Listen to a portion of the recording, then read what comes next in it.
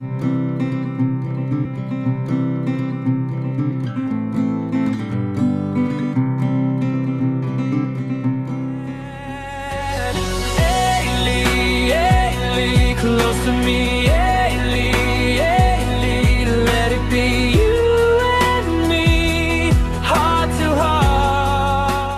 పరిచయం ఒక కారణంతోనే మన జీవితంలోకి వస్తుంది.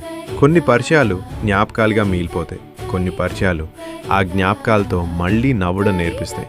ఇది అలాంటి ఒక స్నేహం కదా.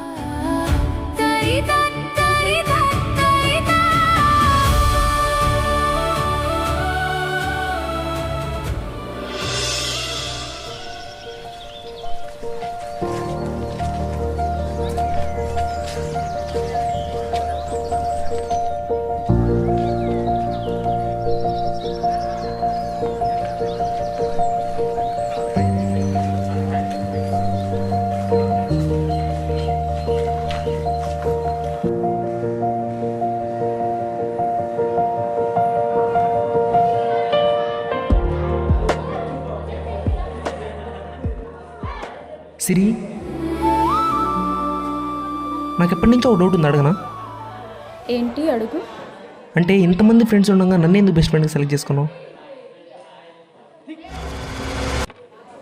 ఆ విషయం ఇప్పుడు కాదులే, తర్వాత నీకే అర్థమవుతుంది. సరే సరే.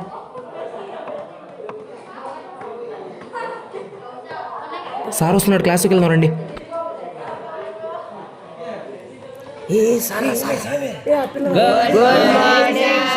మార్నింగ్ స్టూడెంట్స్, కూర్చోండి. ఏమైంది, ఎంత తక్కువ మంది ఉన్నారు? అయితే మీరు ఎందుకు వచ్చారు? అటెండెన్స్ కోసం సార్.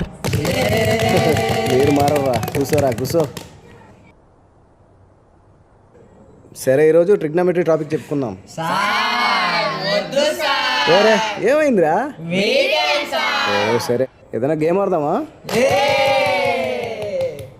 సిరి, నువ్వెందుకు డల్లుగా ఉన్నావు? గేమ్ ఉన్నా కూడా అందరూ హ్యాపీగా ఉంటే. ఏం లేదు సార్. అయ్యో, సిరికి ఏది ఇంట్రెస్ట్ లేనట్టుంది. సరే, అలా అయితే డిఫరెంట్గా ఏమైనా చేద్దామా?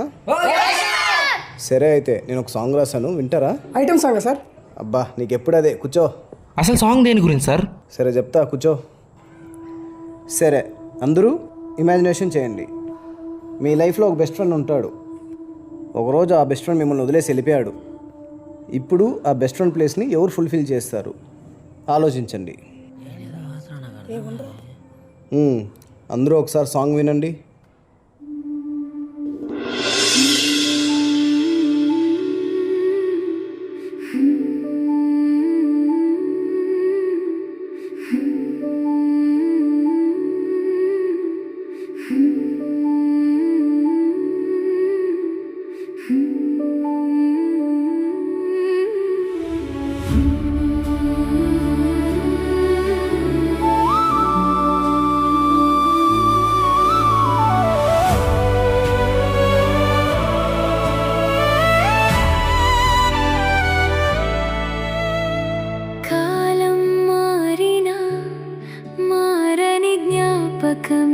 నీవు దూరం పెరిగినా తగ్గని దగ్గరే నీవు బాధల సముద్రంలో పడవై నిలిచావు ప్రేమతో స్నేహంతో నన్ను నడిపావు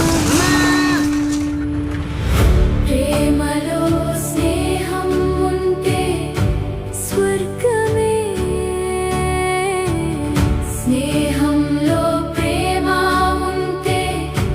జీవమే ప్రాణం వరకు నిలిచే ఈ బంధమే నా జీవితానికి